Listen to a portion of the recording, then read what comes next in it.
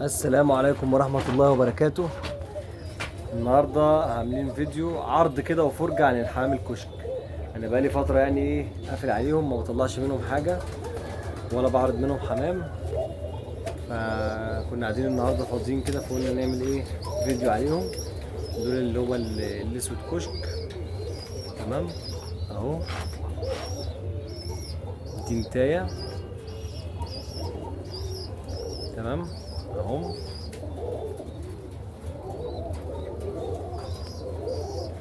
ده ذكرها بس هو مجنون شويتين بس كده، مش عايز يتمسك ولا ليه اي ملكة. اهو ذكر غبي يعني.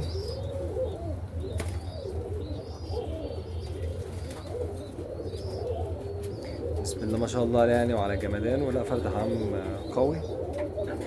تمام، اللي بيفهم فيهم يعني هيبقى عارف انا بتكلم على ايه. ودي مراته وبنته في نفس الوقت. تمام اهو، بس هو شكله هيقرفني. هنشوف له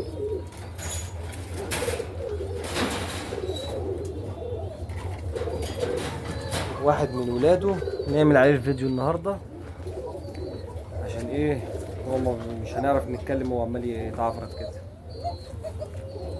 اهو ده واحد من عياله برضك. تمام اهو،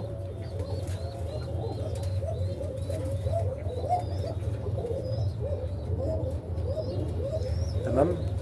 هنتكلم النهارده مواصفاتهم ازاي والواناتهم، وازاي ان انت تعرف تفرخ منهم. تمام، اول حاجه هنتكلم عليها اول حاجه في الفرخ، يعني تشوف الحضان المناسب اللي يكون ليهم، ان انت تعرف تفرخ منهم حمامتين يكونوا يسدوا معاك ويكونوا عادلين معاك، يجيبوا العظم اللي عامل زي العظم ده كده. تمام، او العظم ده، لان هما اللي يشوفهم مثلا يقول عليهم عاديين، بس هما لا، فرخهم صعب صعب صعب. من النادر لما تعرف تفرخ منهم حمامتين ويكونوا مثلا مستواهم جامد وكده، فمقرفين في الحته دي، اللي هو الكشك عامة، لا مش الاسود ولا الاحمر وكده. تمام، يعني حمامية زي البندية دي برضو حاجة برضك من الحاجات اللي هي الصعبة، ان محدش برضو يعرف يفرخ حمام بالمستوى اللي يكون عامل زي المستويات دي. هيبقى عايز له شغل كتير، وعايز تركيز، ويبقى في سنس كده في التعامل معاهم، وانت مثلا عارف وانت جاي تلقي، وانت جاي تتجوز، وانت جاي تنقي الحضان. تمام، حمامتين زي دول كده يكونوا تبقى عارف تشتغل معاهم. اول حاجه هتجيب جوز يمني تكون انت مجربه، او باكستاني، او الحاجات دي كلها. هتجيب الكلام ده كله وتبدا ان انت تشوف مثلا ان الجواز منهم بيكونوا ما بيسيبوش الزغلول وبيموتوا عليه، يعني مهما ان حصل ما بيسيبوهوش خالص. تمام، ودي بس انا عايز اعمل لكم عرض ليهم كده وفرجه اوريكم على جمالهم، عشان هي الحمامات دي جميله، انا بحبها جدا، من الحمام الجامد يعني. تمام، هو الحمام الباكستاني واليمني ودول بدايه السكه. اول ما بيبقوا زغلولتين كده طالعين، اكتر حاجه بتعرف تجيبهم اليمني والباكستاني. تمام، هي بعد ما بيخرجوا ويطلعوا من البيضه كده ويبقوا مثلا زغاليل، ويبداوا ان هم يدبسوا دي، يبداوا ينبتوا الريش. بتبدا دي بقى مرحله القرف بقى، اللي هو مثلا ما بتعرفش انت الزغلول يمسك في الاهالي، او الاهالي بيبداوا يبقى صعب عليهم، فبيبداوا ان هم يبعدوا عنه وما ياكلوش. في الفتره دي في حركه كده بعملها، بس دي بتبقى عايزه تواظب في التواريخ وتظبط المواعيد بتاعتهم. ببدا ان انا اديهم لجوز جمعيات يكونوا هم كبروا شويه، يكون الجوز الجمعيات ده كل السفائس. تمام، يعني انا لو مثلا بجوز الجوز الكشك يوم واحد في الشهر، هجوز الباكستانيات يوم واحد في الشهر، والجمعيات هجوزهم يوم 10. تمام، علشان لما يجوا دول يفقسوا، يكون دول طلعوا وفرخوا واكلوهم لحد ما دبسوا، واول ما التانيين خلاص هيكون جه يوم 10 اللي هو يوم الفقس، اقوم حاططهم تحتيهم كده. يبقى انت خدوا اللبن مرتين، والجمعيات بقى مضخه تنفخهم. وقصه بقى اللي يقول لك ما تدوهمش الجمعيات، دول هينفخوهم، دول هيبوظوهم وهيكبروا حجمهم، الكلام ده ملوش اي علاقه بالعلم، هو جينات وحاجات جوه الحمام، مفيش منه الكلام ده. هي الحمامات الكبيره حجمها كبير، والحمامات الصغيره حجمها كبير. يعني ما فيش مثلا فرد حمام يبقى جيناته وعظمه صغير وتكوينه صغير وتيجي تبص تلاقيه كبر عشان يتنفخ ولا كده، لا ما فيش منه الكلام ده. تمام. ويكون الاستداره بتاعت الدماغ زي الفرد ده كده، يكون جاي ايه باستداره، مش عامل زي البولاند نت والستانيت طالع على فوق. تمام. دي كده الايه الحاجات اللي احنا بنتكلم عليها في المواصفات بتاعتهم. بعد كده هتبدا ان انت الجمعيات هيبداوا يزقوهم. لو في مره من المرات كان في زغاليل صعبه زي يعني ده كان زغلول صعب ما كناش عارفين نفرخه اساسا، يعني كان هيموت هيعيش، بس الحمد لله ربنا قدر وعاش. تمام. والبنيدي برضو، وفي واحد تاني اللي هو اهو، بس احنا مطلعينه مصري. بتاع ده اهو، اماري بولش، ابن بولش ومصري، بس انا كنت مدخل عليهم البولشات عشان اطلع الشراب. يعني ده كان هيموت ما كانش هيكمل معانا. بعد ما عملنا الحركه دي وادينا الجمعيات ليهم، بدأوا ان هم يطلعوا ويظبطوا الدنيا ويظبطوا الحاجه ويصدوا معاهم. ففي حمام ما بيبقاش عايز ياكل ولا ليه نفس ان هو ياكل، بتبدا انت تساعده مثلا ايه ب5 حبات بسله تديها له، تظبط له الفرشه بتاعت الطاجن، واهم حاجه تنقلهم الحضان اللي يكون مناسب في الوقت ده. مثلا لو انت عندك 3 وصوص ولا 4 وصوص بيضين ولا حاجه وهيطلعوا، بتبدا انت تستحسن بقى تشوف انهي اللي افضل للحمام ده وتبدا تجوزه ليهم.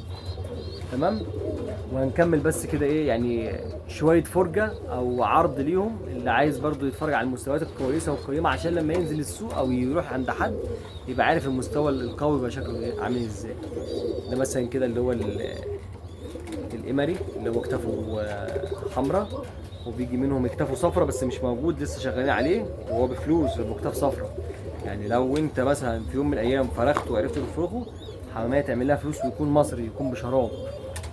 تمام. هتعدي مبلغ كبير. وبيجي منهم برضو اللي هو العنبري. تمام. بيجي منهم العنبري اللي هو كتافه سودا، كلهم حمام مستويات، يعني ما فيهمش حماميه الحمد لله ليله، كلهم حمام عظم عامل زي الصافي. تمام اهو، عشان بس برضه ايه اللي مش شايفهم كويس يبقى عارف هو بيتكلم على ايه. تمام اهو، فل بورنيطه شراب والاحجام والبنيدي. لو هنتكلم على البنيدي،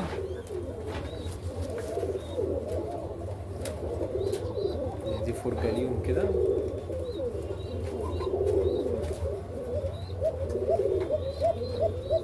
ماشي. بس الحماميه دي انا بعشقها، لا هروح انا يعني، بس ممكن عادي يعني ما فيش مشاكل لو اشتريت حمام زينه، بس الاوزبك والحاجات دي كلها والكلام ده كويس وكل حاجه، بس الحماميه دي مصريه وانا بحبها، وانا اول جوز ربيته واول جوز ابويا اشتراهولي زمان لما كنت صغير كان كشاك، فهي العمليه خلاص بقى تنشنت في دماغي. يعني هو اول نوع انت بتربيه ما بتقدرش تستغنى عنه، بيبقى هو بقى خلاص هو اللي هتكمل انت معاه. بس ما فيش مانع برضه، انا بحب الحماميه العضماء صغيره اللي شكلها شيك، انت فاهمين، اللي هو مثلا بيبقى اوزبك، بنيدي، عنبري كشك، الحاجات اللي هي الانتيكات، اللي هي الحاجات اللي هي اي نعم قليله وسعرها غالي، وحماميه يعني غشيمه في فرخها وفي كل حاجه فيها، بس انا بحبها قوي بصراحه. يعني هي حماميه فيها شياكه كده وجمال، وبالذات لو هي طايره وهي واقفه، وليها واقفه كده بتبص وهي واقفه مثلا على الظهر، لو حماميه جامده. بس اللي نش واللي فرخ الحاجات دي هيبقى عارف انا بتكلم على ايه كده. والاحمر منه برضو، يعني انا عن نفسي ما بحبش الاحمر، انا بحب اللحم كله، بس يعني اللي بستحسنه ما بحبش مثلا منظر الاحمر خضار، احب الاحمر كشك، بيبقى ليه واقفه كده وبصوا منظره وعينيه فتقه ودماغه جايه باستداره، وليهم شراب انتيكك، وحماره لما يبقى تفاحي زي كده او حماره بلح يبقى حاجه كده، يعني بسم الله ما شاء الله عليهم حلوين. بس هم اللي انا متضايق منه ان هو حابب اختفى اليومين دول، مش عارف راح فين. يعني كنت بنزل السوق، اللي عارفني انا بنزل السوق باستمرار وبروح عند الناس اصحابي وكده، حمام ما بقتش الاقي كشاك كتير مستواه كويس، مش عارف بتخنيها على سنتين، مش عارف ايه اللي حصل له. وبيجي منهم برضو اللي هو الاسود كشك. تمام اهو.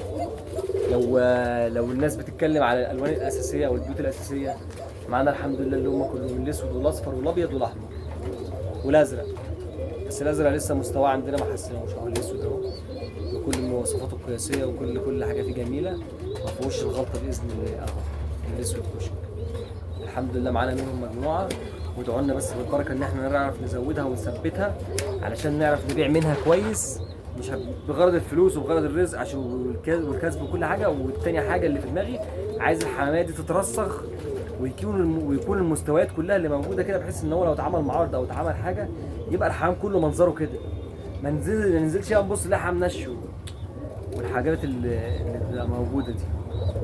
يعني لو باذن الله عرفنا نعمل منهم مجموعه هنبيع منهم برضو، بحيث ان هو ايه الحماميه تنتشر، وبغرض برضو الفلوس وهبيع غالي عشان برضو اكسب، عشان برضو ما حدش يقول ده بيعمل كده عشان انا اقصد، انا بقول له اهو ببيع عشان ابيع منهم تاني. تمام.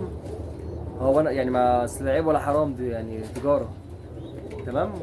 ولما انت تاخد الحاجه بالغالي هتحافظ عليها، لكن لما تاخدها بالرخيص هترميها. اهو الاسود كشك منه، ونجيب برضو الاصفر اهو، يجي منهم برضو الاصفر بس الصفر يعني، بس لسه ما عملناش منهم يعني ايه مجموعه ان الواحد يتسند عليهم، لان اللي عارفني عارف ان انا كنت في الجيش ولسه خارج بقالي فتره يعني، ف لسه شغالين عليه. تمام. وهنعمل فيديوهات ليهم باذن الله الايام اللي جايه دي باذن الله. والسلام عليكم ورحمه الله وبركاته.